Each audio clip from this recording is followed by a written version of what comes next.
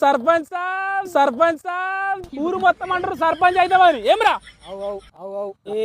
ఇంకెలక్షన్లే ఎలక్షన్లు కాదు ఏకగ్రీవంగా నిన్ను ఎన్నుకుంటామని ఊరే అనుకుంటాంది అన్న అనుకున్నానుకో ఊరినే కొంటాడు అన్న.